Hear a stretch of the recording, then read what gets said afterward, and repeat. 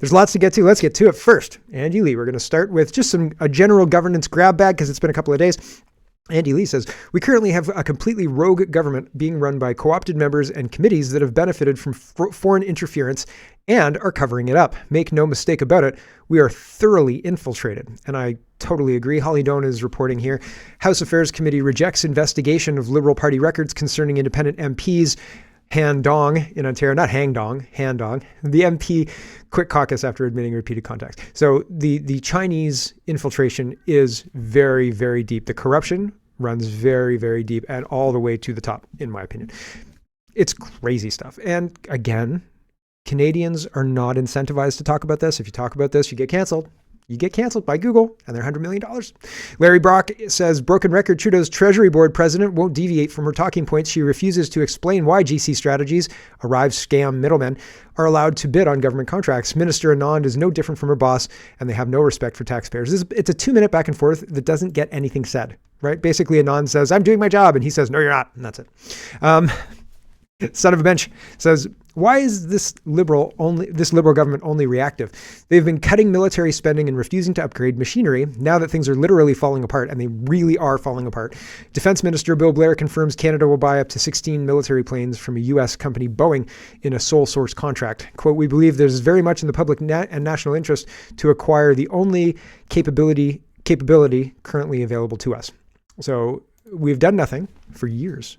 We could have been making deals. We could have been procuring equipment. We could have been using that time to actually do the job, but we haven't. And now the only thing that is available to us is what we'll buy because we've screwed ourselves and it's expensive and it's stupid. But that's the Canadian government, right? Expensive and stupid for us. Rob says, too little surprise. The man arrested for Sunday's shooting in Winnipeg, the one that the Trudeau Liberal MP Ken H. tried to blame on Pierre Poilievre, he was known to police and out on bail. Yep, for real. Here's that. Suspect have any prior convictions? The suspect is known to police. On Monday, Chief Smythe said that a lot of people who commit these types of crimes are on parole or on bail. Is that the case here? He was on a court release.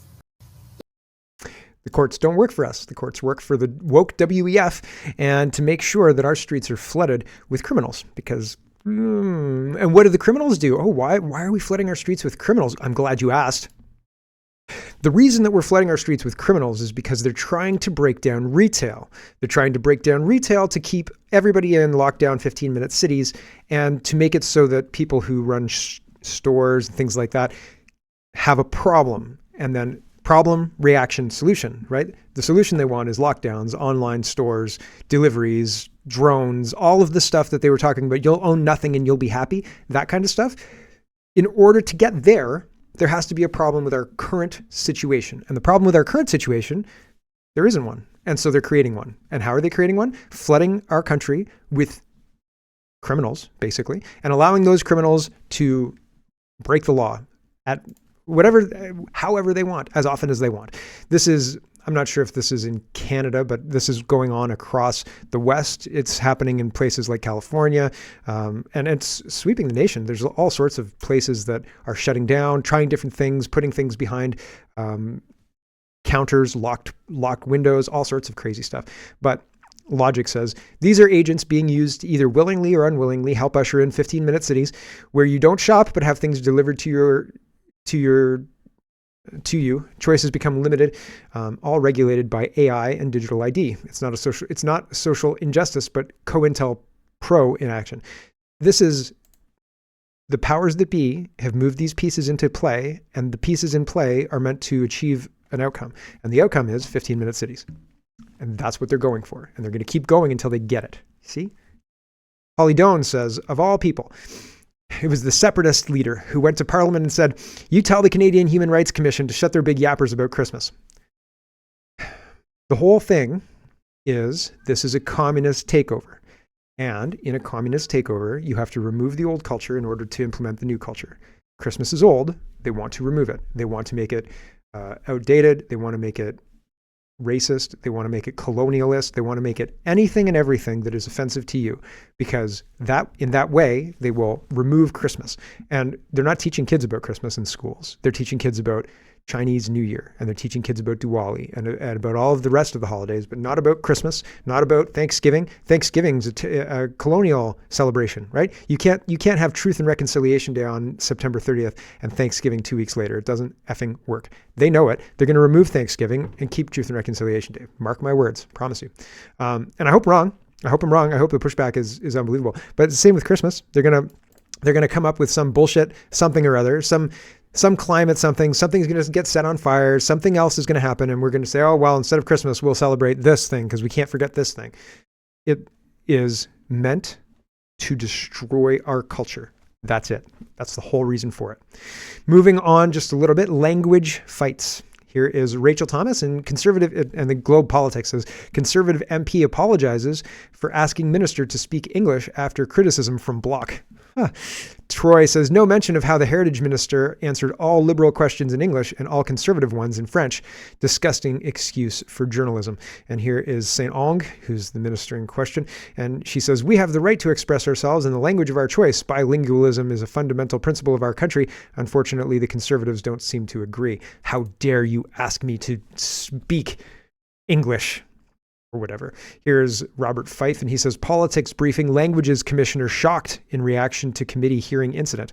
So people are hearing about this and saying, this is not the intention of how conversations are supposed to go in the House of Commons. They're supposed to be civil. They're supposed to be respectful between colleagues, not, hi, how are you today? And then the response in French, and no, I won't speak English because we have rules that protect my ability to speak French.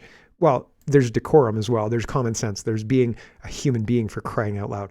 Lori Goldstein. This is so the first series of incidents about this happened November 30th, and this is December 2nd. This news piece here is from December 2nd. Justin Trudeau apologizes to Quebec Anglophones, English-speaking Quebecers, for answering English questions in French. Quote, Canada is a bilingual country, and as such, I recognize that I should have answered the questions in the language they were asked, be it in Quebec or anywhere else. Weird, because his ministers don't think so, right? His ministers think that they should be able to speak in French whenever they want. And if you ask me in English and you speak English and not French, I'll still respond in French because it's my right. These people do not work for us. And further, I think that, and I've said this recently before, I think, Canadian unity is more important than a French ego. And I think that we should abolish the French language in Canada, period, as an official language, and have a united Canada with English as the only official language. You can make that happen. Take a weekend. No problems. Change the signs. That's it. Go. Change the signs because I said so. National unity is more important. Period. And if the French can't figure it out, well, maybe they should leave. Maybe they should not be part of the country. And I've been learning French for a long time. I don't dislike French Canadians. I, however, fear that we need to have a united country with a united language and the ability to be united together as one. That makes us strong. When you start having a little French nation, a little this nation, and a little that nation, we're not strong. We're very weak. And I think that people who understand that you need to be a strong country can understand why we need national unity. And why English? Well, everybody speaks English, including Quebec. Okay, back to this post. The Mastery says, let's just tag Pascal Saint-Onge, who's the Heritage Minister, on this and see if it upsets her. People are being denied healthcare in Quebec because they don't speak French. How is this legal in Canada? There's a lot of things that are not legal that they're doing anyway.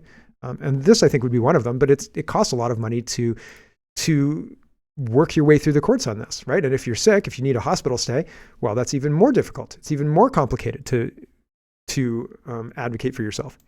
Let's travel to the UAE, the United Arab Emirates. I mean, the only way to talk about climate change is to travel 13 to 15 hours on a plane and, use a whole bunch of CO2 and talk to a whole bunch of other rich people who fly private jets to United Arab Emirates.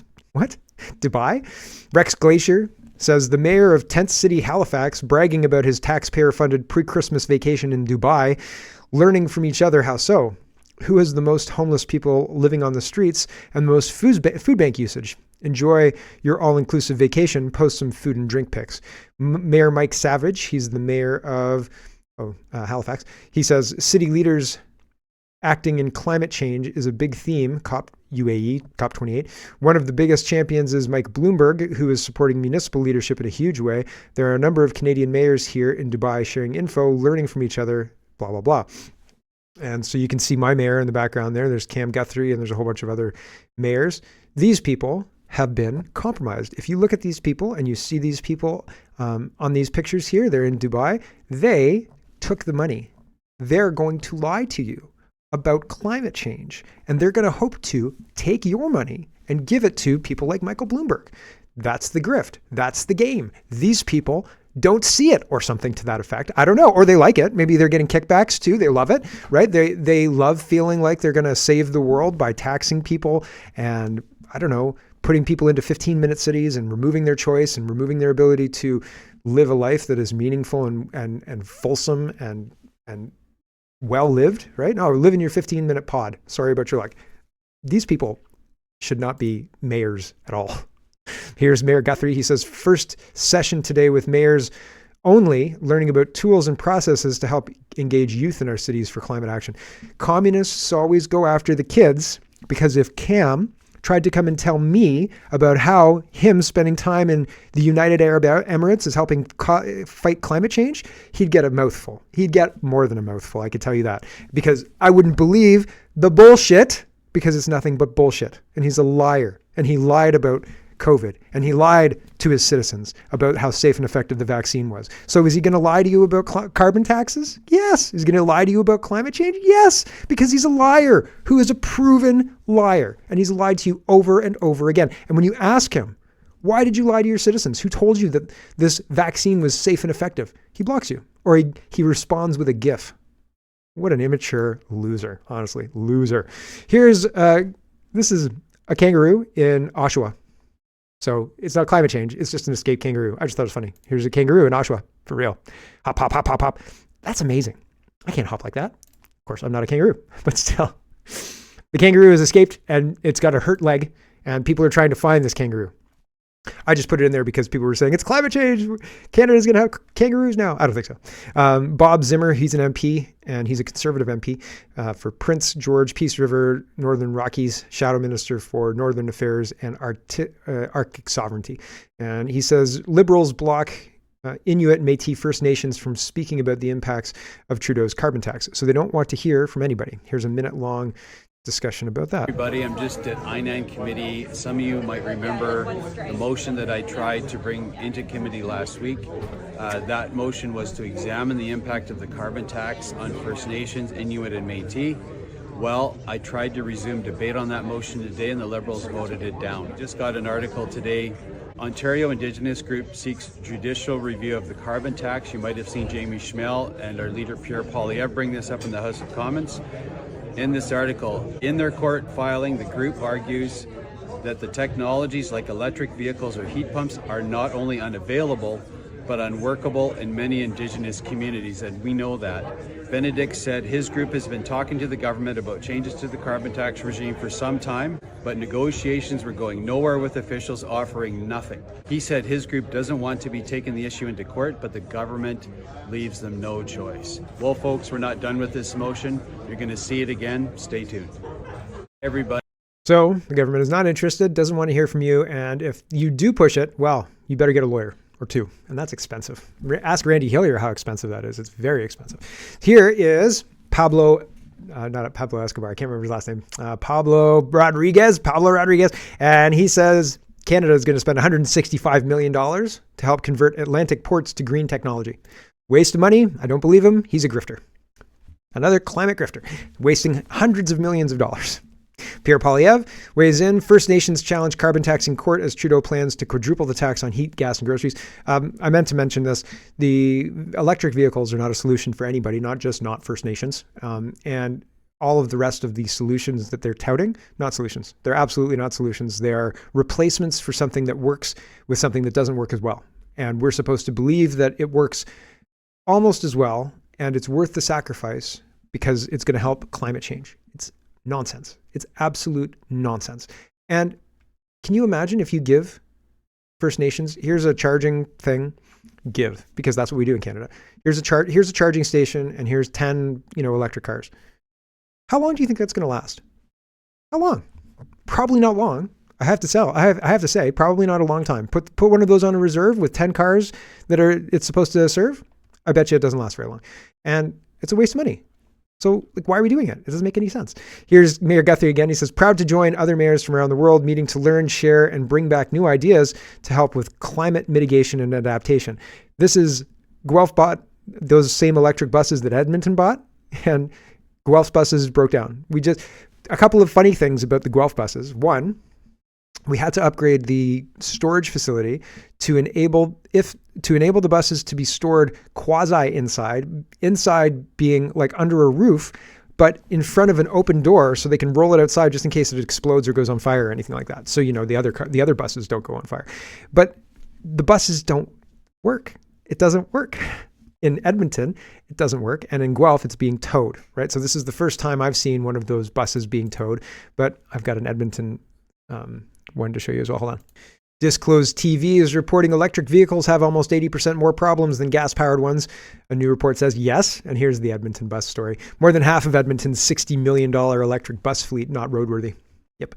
And it says Proterra, the American company that the city purchased the electric buses from between 2019 to 2022, is in Chapter 11 filing for bankruptcy protection.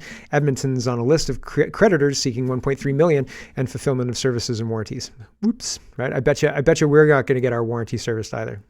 Shucks. Electricity indeed. Here's Blacklock's reporter, and Justin Trudeau led 34-member delegate to UN climate conferences, despite promised to cut travel 15%, included 4 photographers and press aides. Oh yeah, this is a propaganda trip, guys. That's all it is. We need our photographers. It's really important. That's the whole point of the trip. If there's no photographers there, should we just bring one? Well, what if he gets sick? Let's bring 2. What if they get sick? Let's bring 3. What if they get sick? Maxime Bernier, you got to bring 4. That's it. You got to have 4 redundancies. Maxime Bernier says the main argument for keeping a foreign king as our head of state is that the monarchy guarantees political stability and the person who embodies it remains above politics. But this pompous globalist nutcase keeps playing politics, pushing climate alarmism, and using his prestigious platform to legitimize the same destructive far-left policies as Justin Trudeau or Elizabeth May. King Charles urges transformational action at COP28 Climate Summit. The hope of the world rests on the decisions you must make, the British monarch told world leaders at the UN Climate Summit in Dubai. Yeah, I bet. The English family, the British royals, seem quite tightly aligned with Islam at this point in time, which is very interesting because at one point, didn't they write the King James Bible or something to that effect? They're very, very interested in Islam. I'm wondering why. I know why. It's all power. Anyway, back to this. Paul says, Liberal climate fraud minister Stephen Guilbeault, quote, it's going to be the law, federal law. The provinces can't simply decide to ignore federal laws. Oh, really?